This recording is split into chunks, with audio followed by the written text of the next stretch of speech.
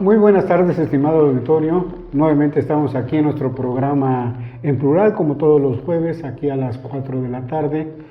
Pues en esta plataforma que siempre nos proporciona nuestro amigo Tomás en Agenda MX, que aquí está presente, y lo cual pues nos da gusto, ahora desde luego, saludarlo. Con apuntes, tratando de sumar los dos equipos de para sumar que dos, platicando. Perfecto.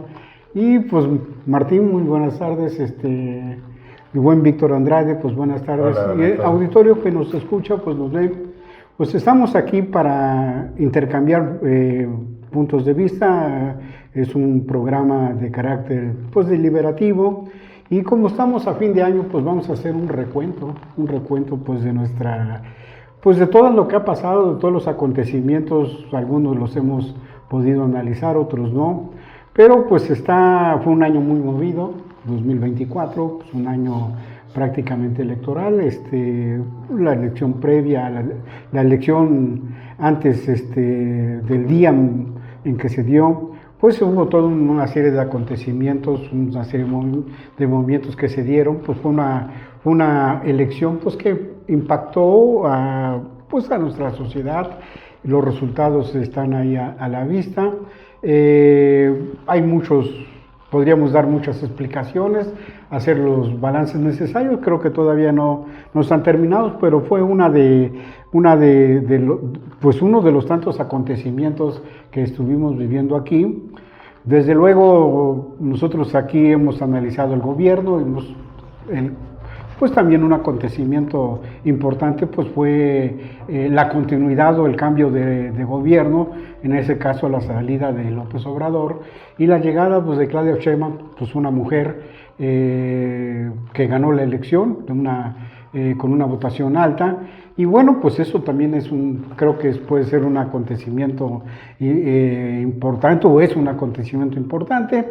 Desde luego, pues a los asuntos que ahí están y que no han sido superados, pero que marcan la vida política y social de nuestro país o de nuestra entidad.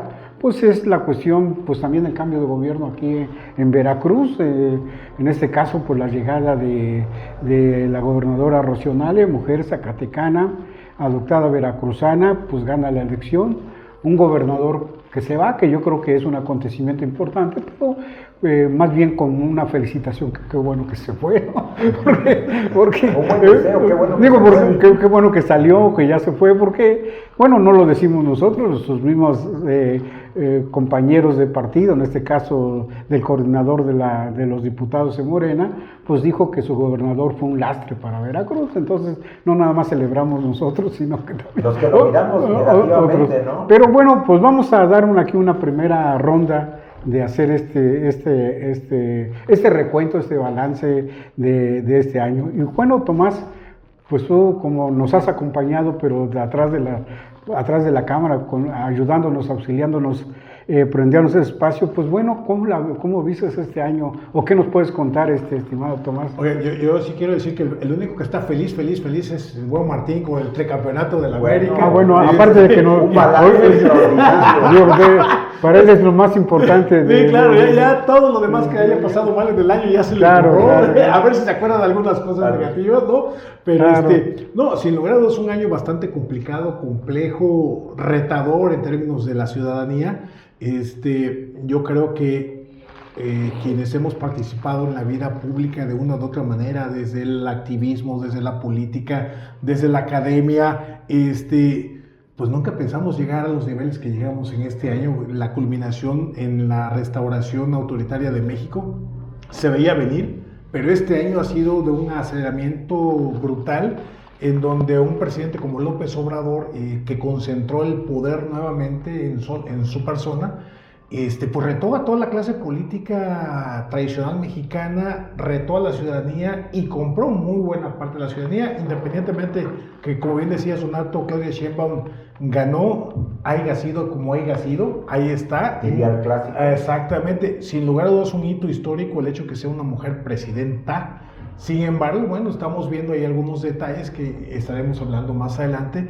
Y en el caso de Veracruz, igualmente con una mujer que marca también un hito histórico de ser gobernador en el estado de Veracruz, pero en el camino de este 2024 y que hemos platicado y dialogado durante prácticamente buena parte de lo que fue el sexenio anterior, vimos cómo nos fuimos moviendo poco a poco a estos controles sociales desde los programas, desde los controles mediáticos, cómo el poder fue incrustando a sus jilgueros en los distintos espacios de medios bajo la clásica de que pues, tienes mi concesión, luego entonces debes de meter a ciertos actores políticos y mediáticos en tus programas, ¿no? Y lo vemos prácticamente todo. Vemos personas críticas al poder que tuvieron que irse retirando de estos espacios mediáticos, una sociedad que cada vez más se va corriendo, bueno, pues es lo que hay, pues si tengo dinerito en la bolsa, lo demás como sea, ¿no?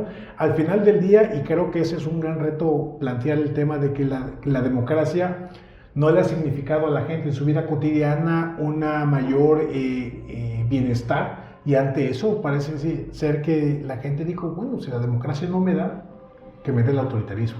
Oye, yo creo que este programa se significa porque de alguna manera estamos rompiendo el molde, ¿no? Claro, de claro. la vía, del manejo virtual de cada semana que tenemos ahora. Y a distancia que lo hacemos, estamos de manera presencial. Estamos tomando una nueva forma que ojalá la podamos ir manteniendo en el tiempo, ¿no? En los próximos programas.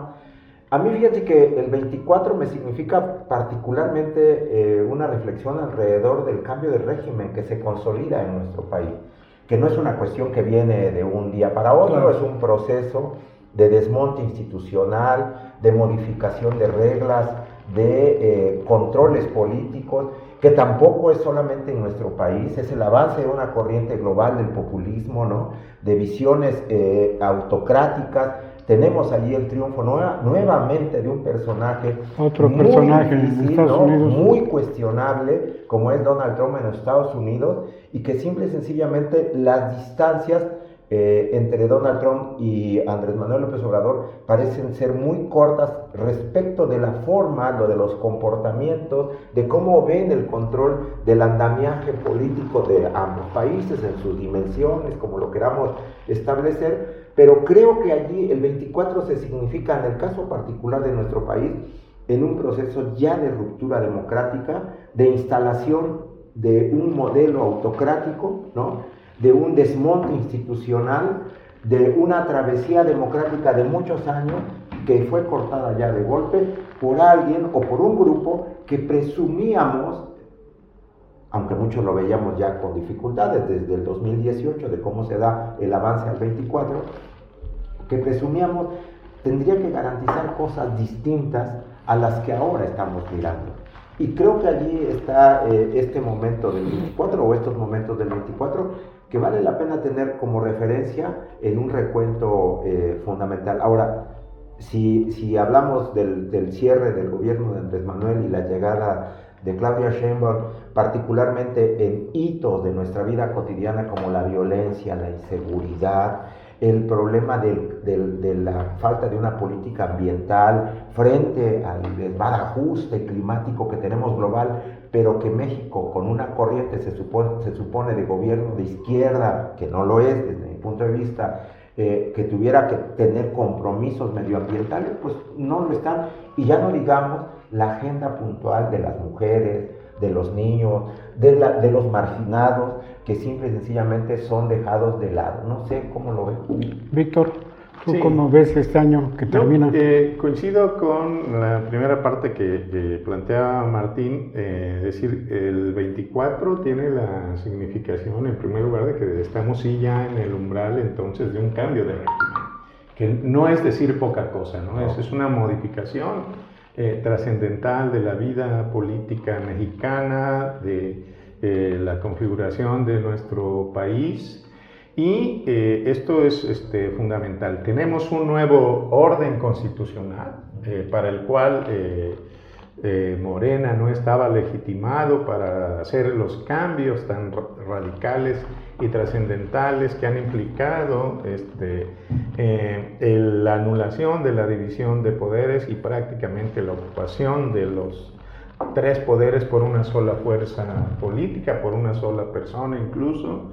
Y pues esto sí ya da avisos de que se va a ir incrementando un proceso de autocratización, ¿no? Lo vimos ya con la desaparición de órganos tan importantes como el Instituto Nacional de Transparencia y Acceso a la Información, con el cual nos coartan otro derecho más, que es y a todos los ciudadanos el de tener derecho a saber qué se hace con los recursos públicos, qué hacen los gobiernos. Esta es una modificación trascendental.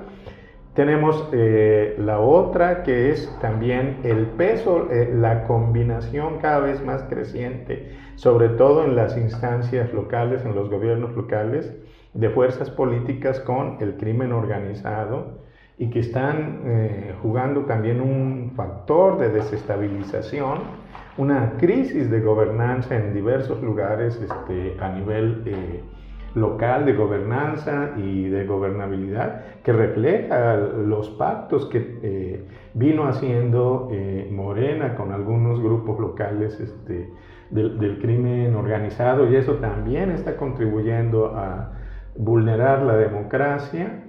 Y finalmente la destrucción, la implementación de una política social que distribuye beneficios sociales, pero a costa de desmantelar las instituciones de salud, de reducir drásticamente el presupuesto para educación, para las universidades, para en infraestructura, ¿no?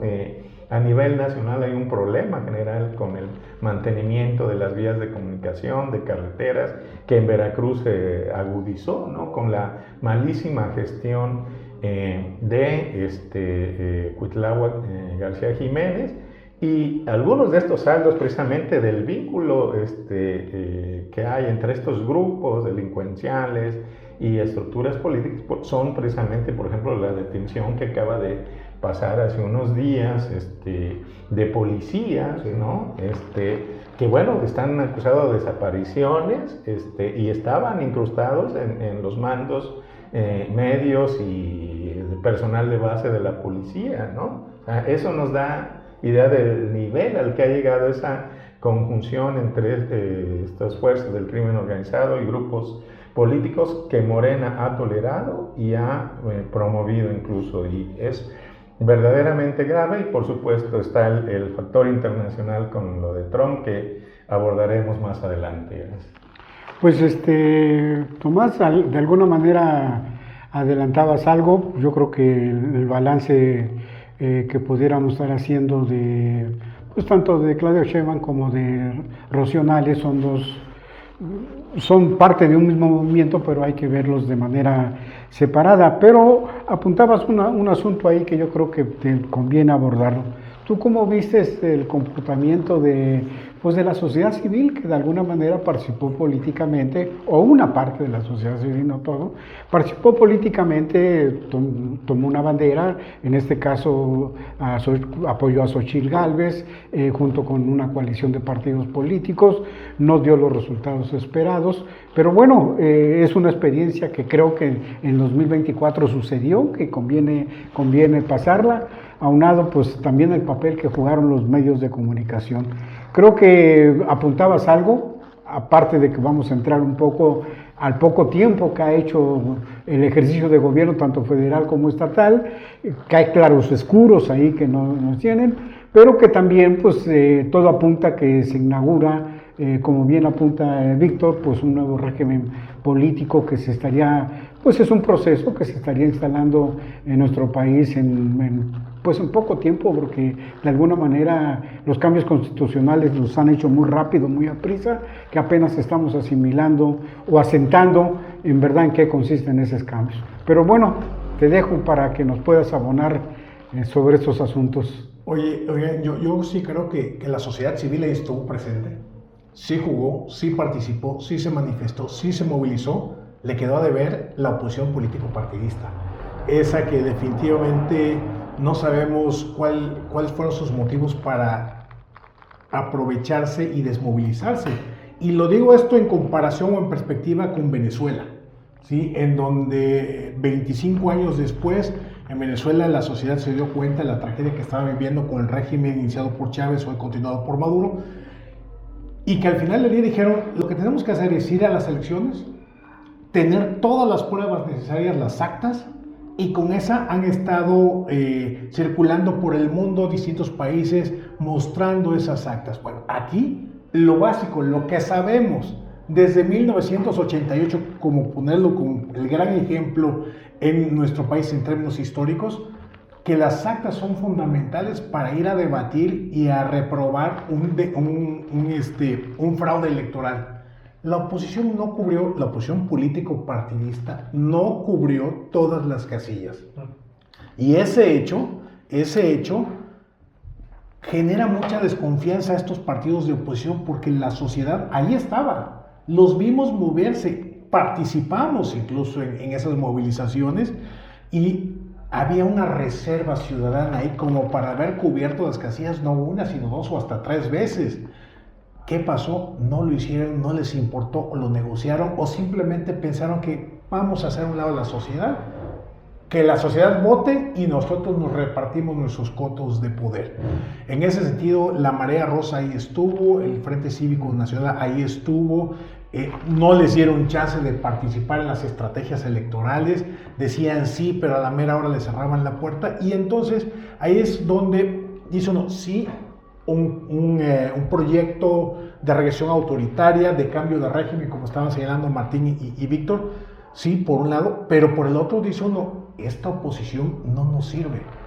Una oposición política electoral como la que tenemos no nos sirve a las y los ciudadanos, y creo que ese déficit es el gran reto que tenemos como sociedad, pues de a partir del 2025, ¿no?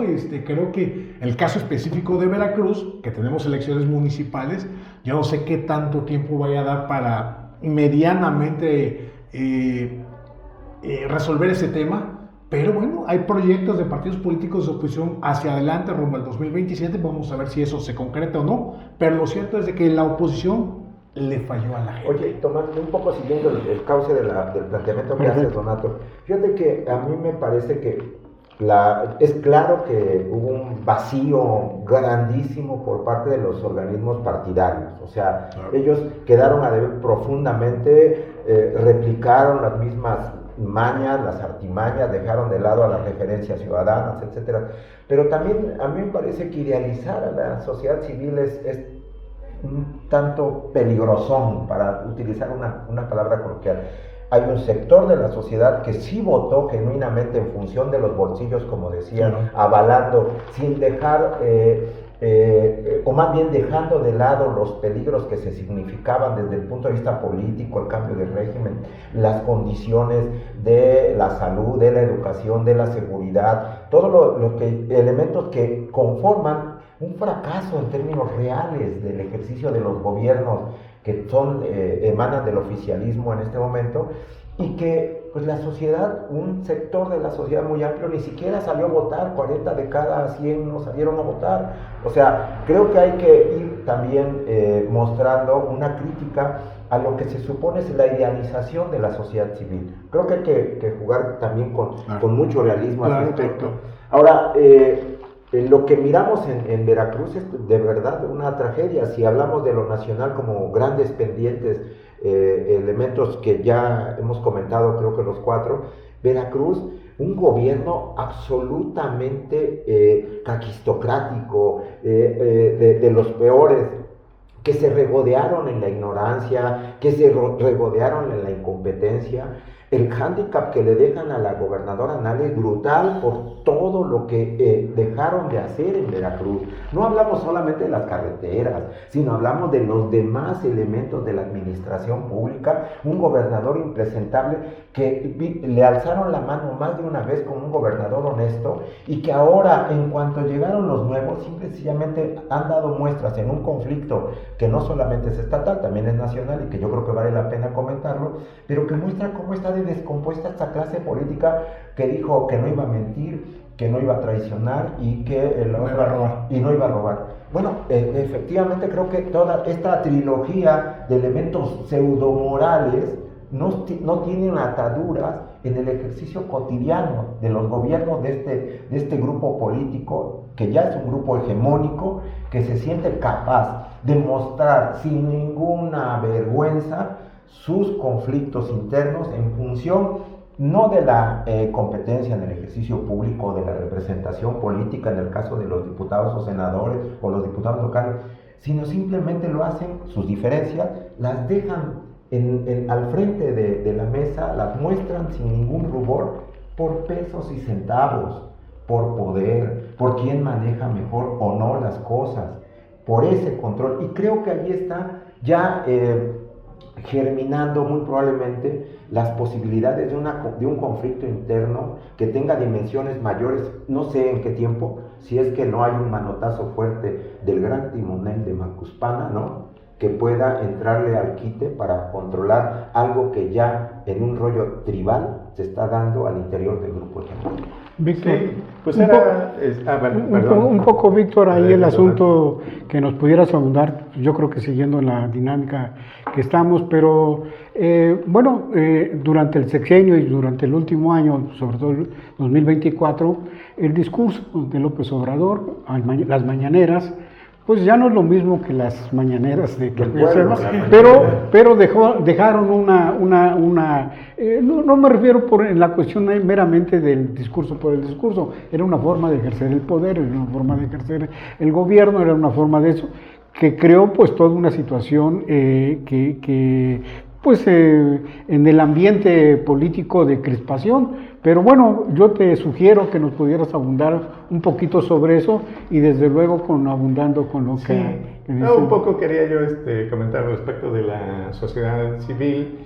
En México hay una debilidad de la sociedad civil que es estructural. O sea, ¿estructural en qué sentido? En que precisamente la clase media se ha venido estrechando, se ha venido reduciendo y solo la verdad es que un entorno para la sociedad civil que florezca, pues tiene que ver con que haya desarrollo económico. Si los ciudadanos están sometidos a dinámicas de clientelismo por su pobreza, etcétera, no puede florecer la sociedad civil. No hay ciudadanos independientes, lo que tenemos son clientelas. Entonces, la que existe, la débil sociedad civil que existe, pues está dividida, porque una parte, hay que decirlo, votó a Morena también. Entonces, ese es un factor. Y lo otro que quería decir, también hay una reestructuración del sistema de partidos. Entonces, el PRI todo indica que ha llegado a su fase terminal, ¿no? Emergieron, pues el PAN creo que es el único que se va a mantener ahí con una base mínima, pero le da para mantenerse en el juego de partidos, aunque sin capacidad de chantaje, ¿no? Y pues están emergiendo nuevas fuerzas, por lo menos en el nombre, aunque no necesariamente en las prácticas, ¿no? Y el discurso de López Obrador fue atenido a la coyuntura, ¿no? En efecto, primero hay que decir, nunca tuvo un discurso coherente, ¿no? O sea, fue un discurso heterogéneo, para empezar, lleno de mentiras, de datos falsos, pero sobre todo, o sea, la 4T no tiene un cuerpo de ideas. Intentaron darle un cauce, un marco con esa idea del humanismo mexicano, pero nunca terminó de cuadrar eso. Y lo demás fue ir respondiendo a una lógica de polarización. Pues también fue de ataque, de polarización. Sobre lo que ha generado entonces es un ambiente de polarización. O sea, que es una estrategia propia de Pero Víctor, ¿no le dio a la narrativa un control? Sí, por supuesto. Tratando de controlar la narrativa en un proceso de polarización entre conservadores y los que le apoyaban, lo cual refleja una lógica autoritaria porque fue entonces excluyendo a todo mundo, hasta de las feministas, llegó a decir que eran de la derecha, de todos los que se lo pusieran, ¿no? los grupos, fue legitimando cualquier situación que hoy vemos está generando severos estragos. O sea, se legitimó lo que sucedía en Sinaloa, se legitimó lo que, por ejemplo, tenemos un gobernador, un senador de Tamaulipas que estuvo detenido ya por colusión con la delincuencia organizada. Hoy es senador por Morena. Se tendió a justificar todo y a confrontar una lógica de polarización y de justificación de un maximato, de una autoridad máxima, que incluso hoy, después de abandonar el poder, el poder presidencial, el poder formal, sigue ejerciendo de facto una influencia desde la chingada. No se ve, pero se siente. Así es. Sí, es aquel cuyo nombre no puede nombrarse, el Señor Oscuro, ¿no?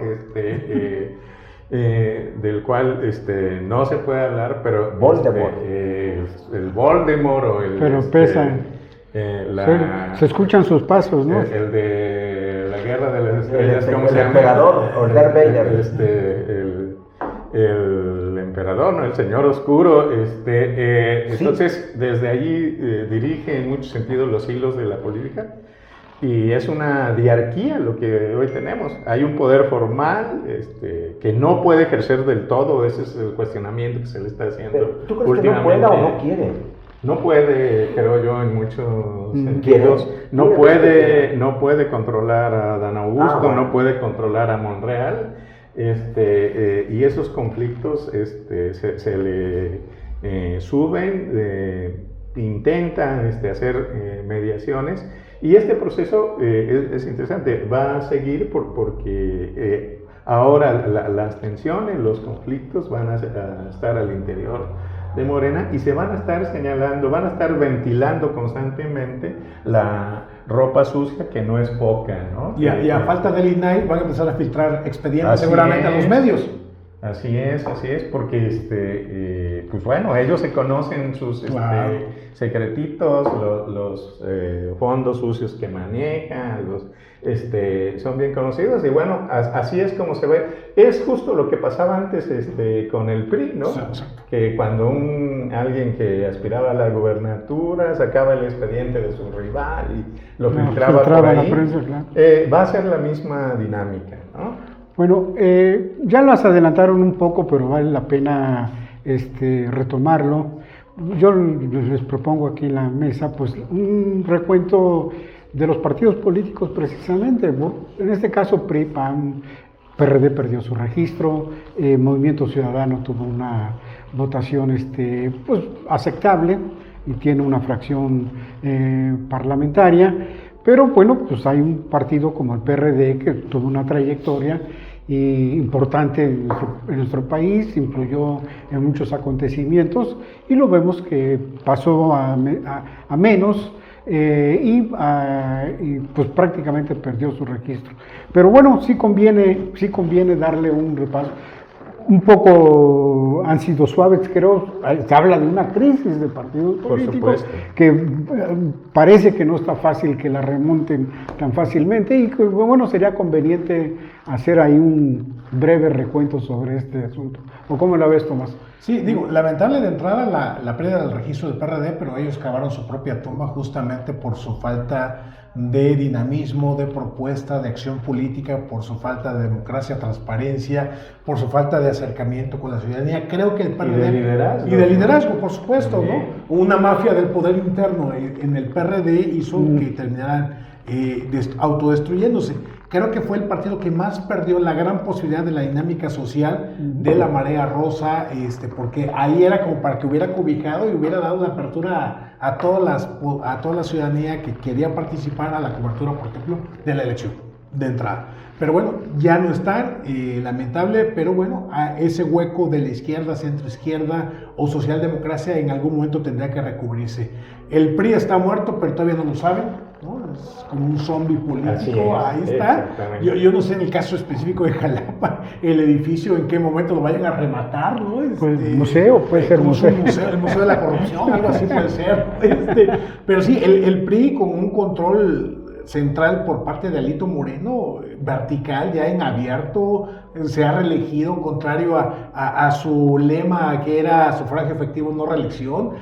Bueno, pues al final del día termina reeligiéndose y haciéndose del control absoluto del PRI, lo cual va a terminar por vaciar a dicho partido, y yo no sé si vaya a perder el registro, pero quedará como un partido ya ni siquiera bisagra, sino quizá satélite de quien tenga el poder en turno. El Partido Accional tiene su reserva de los grupos tradicionales históricos en nuestro país, ¿no? En Querétaro, Guadalajara, Monterrey, etcétera, pero en lugares como Veracruz, donde hay cierta carga histórica de los liberales, etcétera, le ha costado trabajo al Partido Acción Nacional asentarse en forma, y lo vimos, gobernó de 2016 a 2018 y hoy vemos que está completamente en un proceso de descomposición muy importante, máxime con la traición de uno de sus liderazgos formados en el PRI, pero que al final lo recoge el PAN, y que de repente dice uno, ¿y dónde está el PAN? El panismo.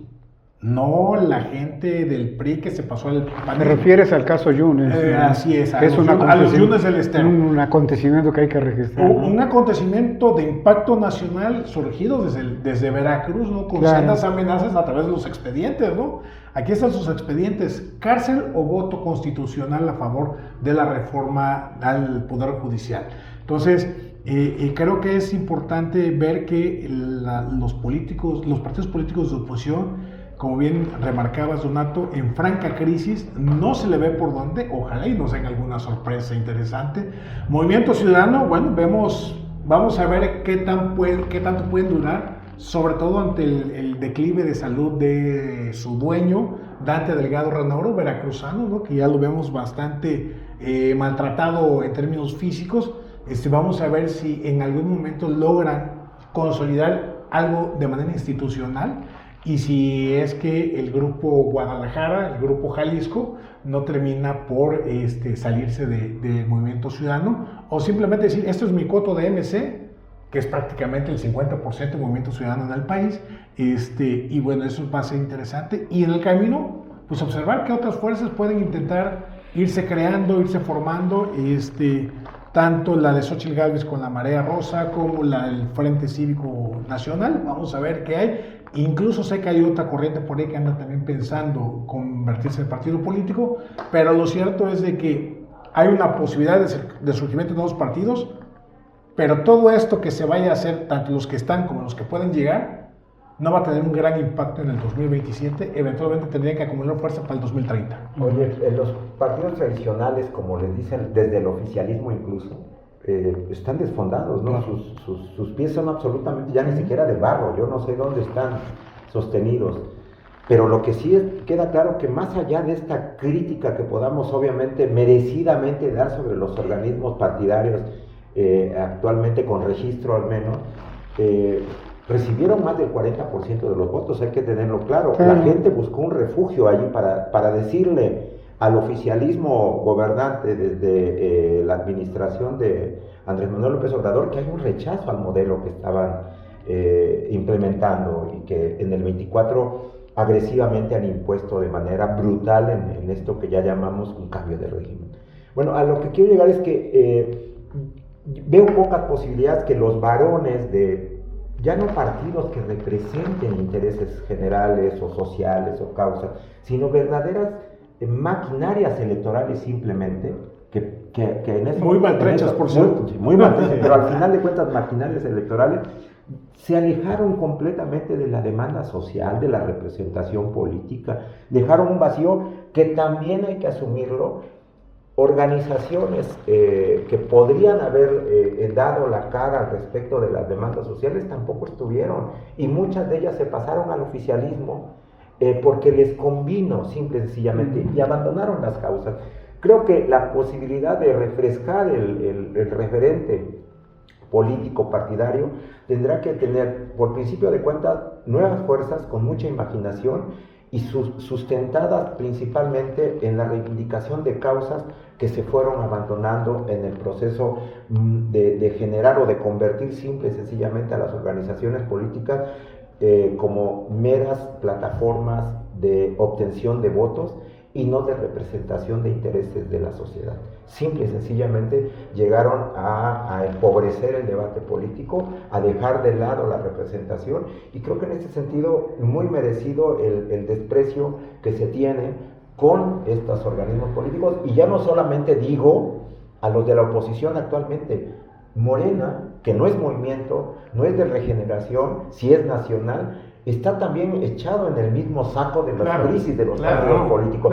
No tienen vida orgánica, no tienen militancia real, por mucho que digan ahora... Pero ya tienen precandidato para el 2030. Bueno, pero que ahora dicen ellos que van por 10 millones de militantes. ¿Militantes para qué? Si no son tomados en cuenta, que no tienen vida orgánica, que no tienen representación interna. Creo que ahí está la crisis, ¿no, Víctor? Sí, es que... Mira, abunda un poco sobre eso, porque... Es una crisis no solo de los partidos políticos, sino en general de lo que se podría llamar forma partido. O sea, ese formato el concepto, la idea que tuvimos tradicionalmente, por ejemplo, en el sentido gramsciano, ¿no? De Antonio Gramsci, que decía que el partido era una voluntad colectiva nacional, ¿no? Y que tenía una estructura orgánica, militantes, con una ideología más o menos. Eso ya no funciona en la actualidad, ya no opera.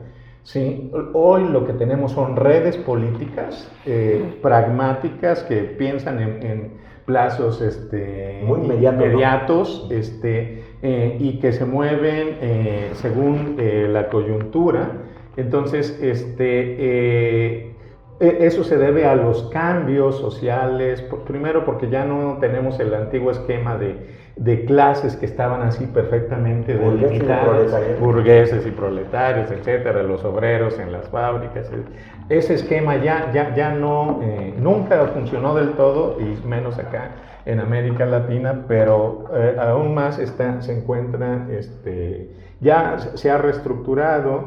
Y entonces aquí ahora lo que cuentan son las estrategias mediáticas, aquellos que pueden posicionarse con el caso es MC, así es, aquellos que pueden posicionarse con temas publicitarios atractivos, incluso con temas que aparentemente no son políticos, ¿no? Pero que generan atracción. No cuenta tampoco la verdad tener un discurso más o menos coherente, estructurado. Una plataforma electoral. Lo que se dice hoy en día también hoy en día se habla mucho en las ciencias sociales de el impacto que están jugando las emociones, lo emocional. Entonces los candidatos o las redes que logren estrategias de comunicación que le lleguen a la gente desde la perspectiva afectiva, sentimental, son las que tienen más posibilidades, y eso hace que la política empiece a perder mucho de racionalidad, ¿no? Entonces, cualquiera se puede convertir en candidato, cualquiera se puede convertir en una figura popular si logra una estrategia mediática eficaz, sin importar la ideología ni la identidad política que tenga. Eso es lo que estamos viendo hoy.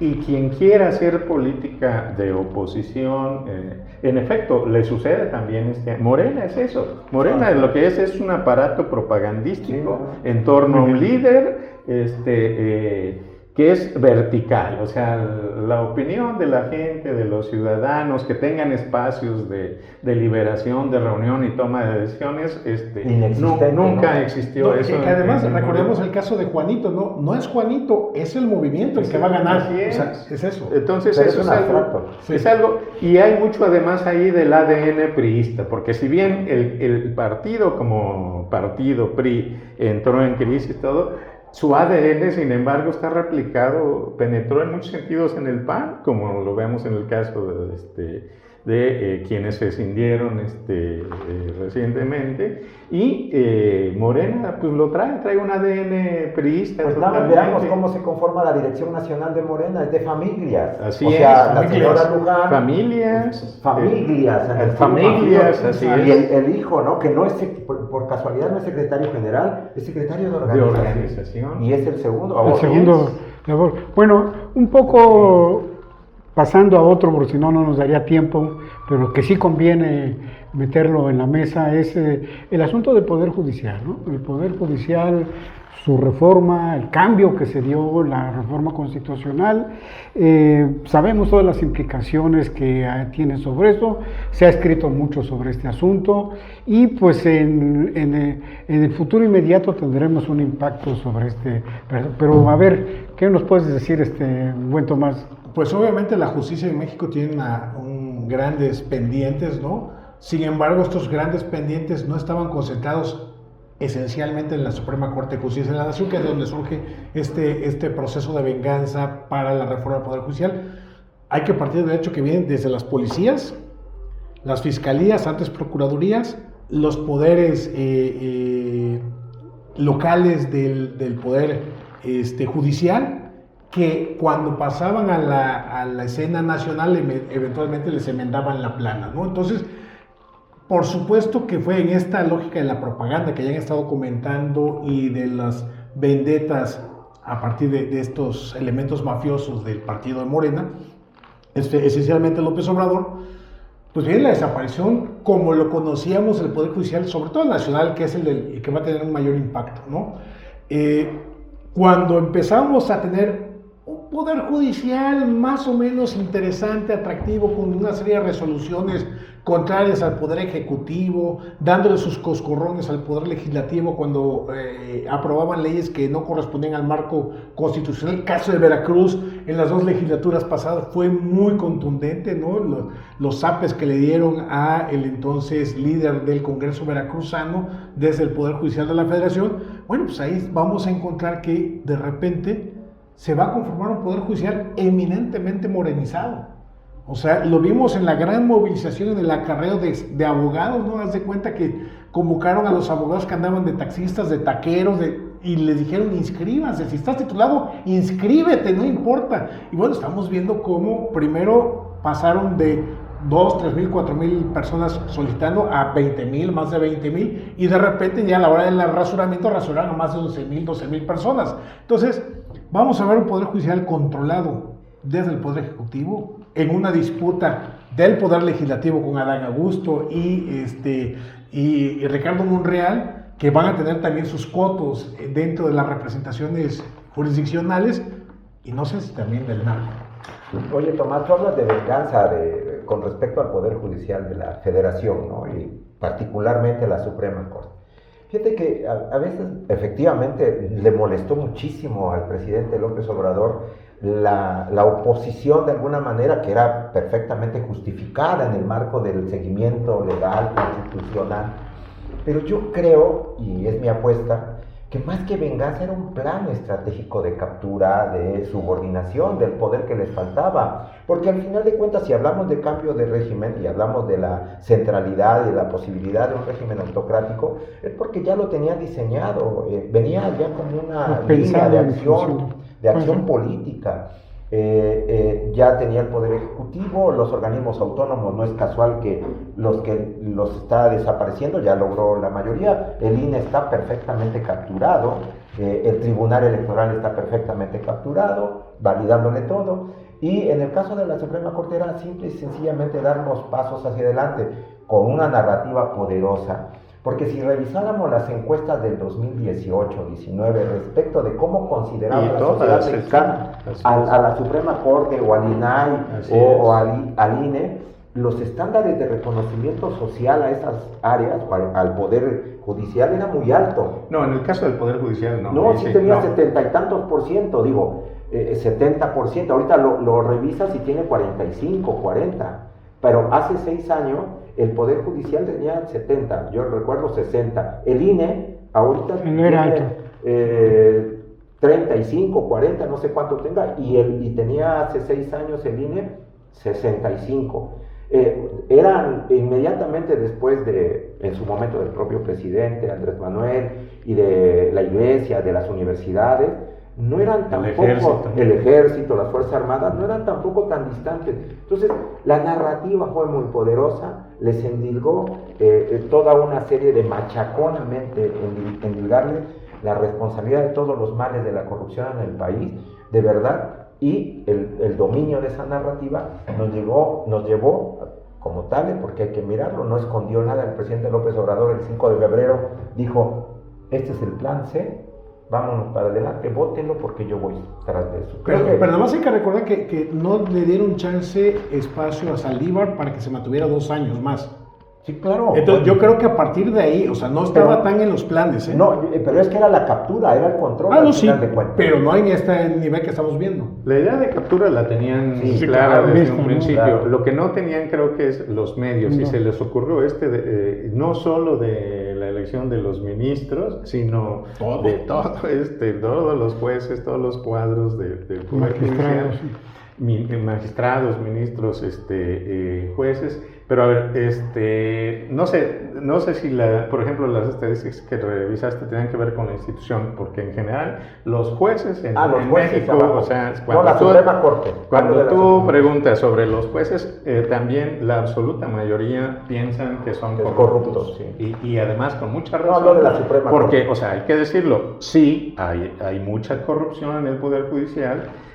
Como Claudia Sheinbaum le sacó a Mexicanos Primero, había hecho un estudio sobre el Poder Judicial, particularmente también de las mafias internas que hay, de familias, ¿no? También que están apropiadas de muchos espacios del Poder Judicial. Había una crisis, pero había también un reconocimiento y estaba en un proceso de reforma. Por ejemplo, se venía caminando, aunque ya desde Peña Nieto para acá no lo quisieron llevar a cabo, terminarlo, el nuevo sistema de justicia penal, que era un cambio significativo, valía la pena mucho porque era hacer públicos los juicios, no había manera ahí de que hiciera chanchullo el juez, de que ahí iban a aportar las pruebas.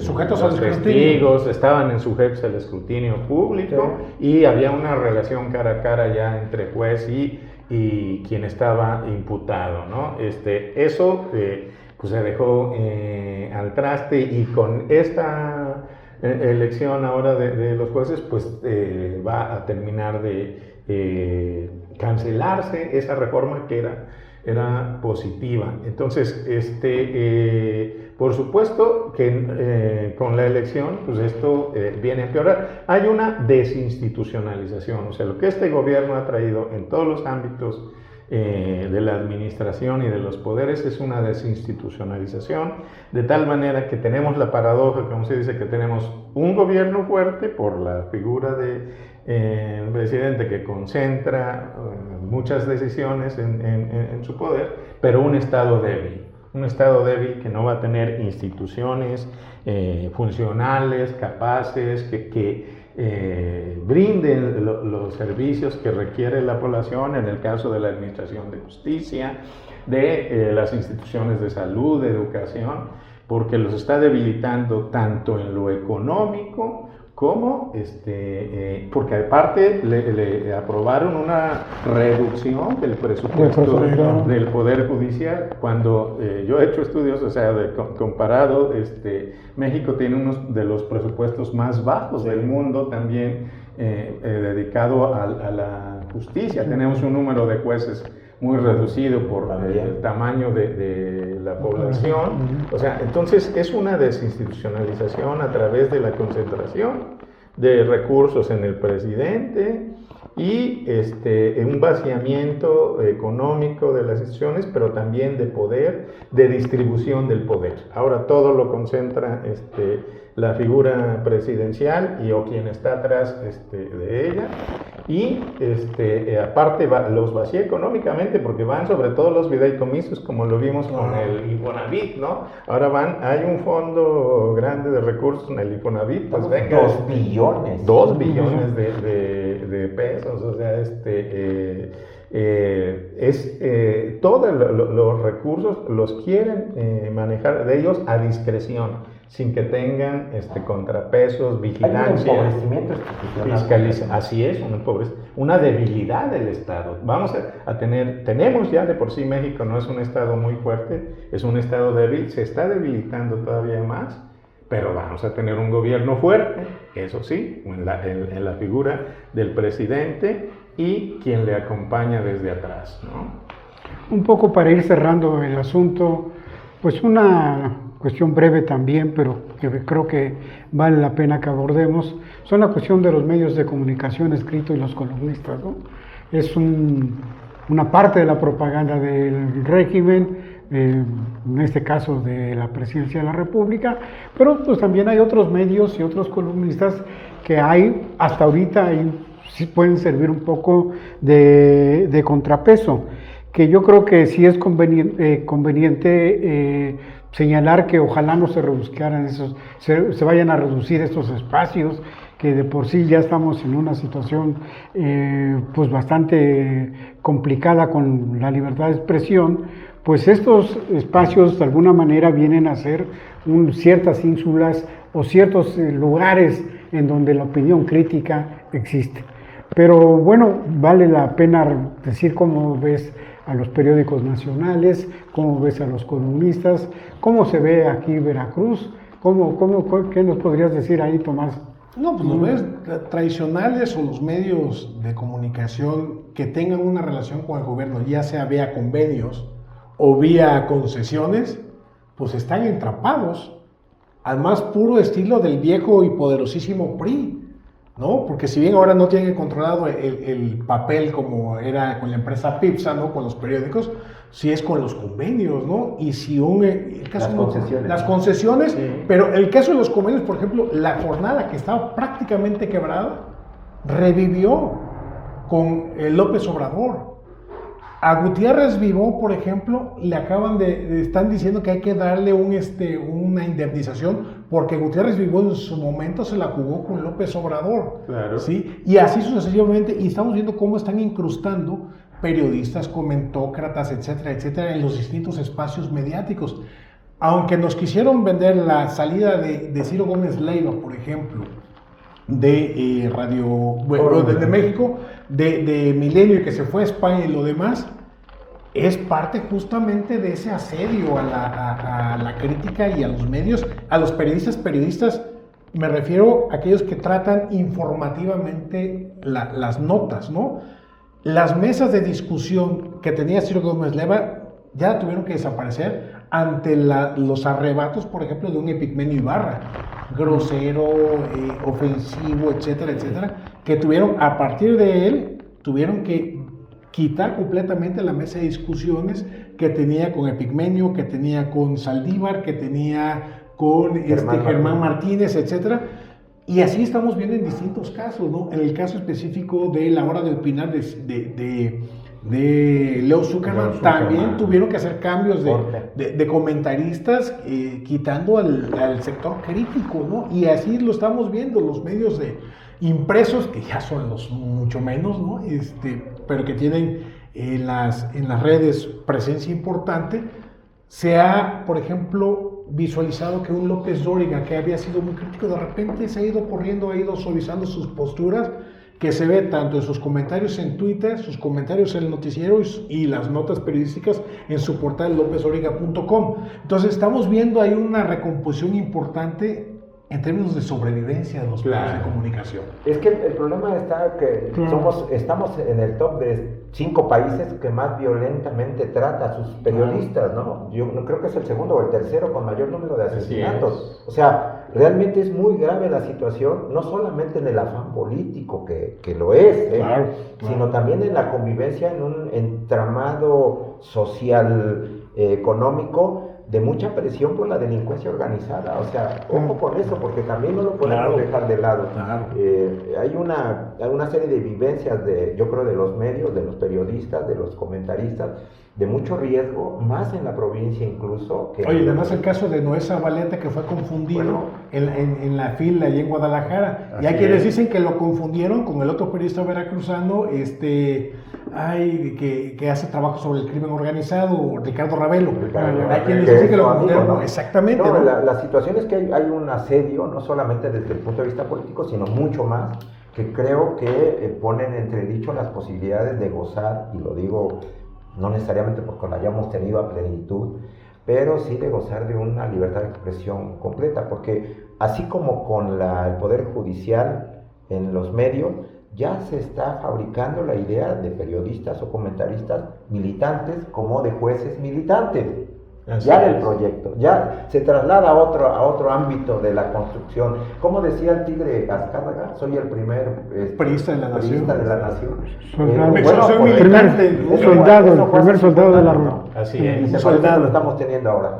Así es. Sí, y hay que decir también que, o sea, abundando en lo que ya señalaba, en México existe una debilidad también estructural de los medios, claro, que es que casi ningún medio de comunicación puede sobrevivir por sí mismo con base en sus suscripciones, ya no es en su venta de periódicos. Pero sí sí existe.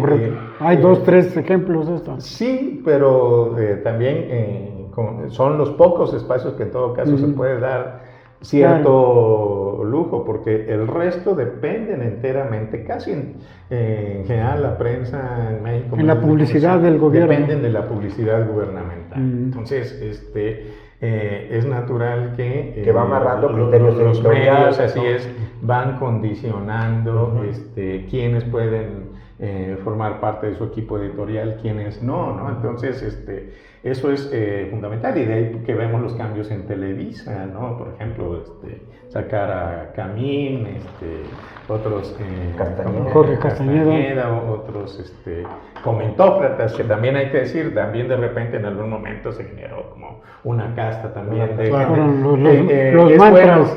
Los mantras. Es bueno que se vaya renovando también la comentocracia, ¿no? Pero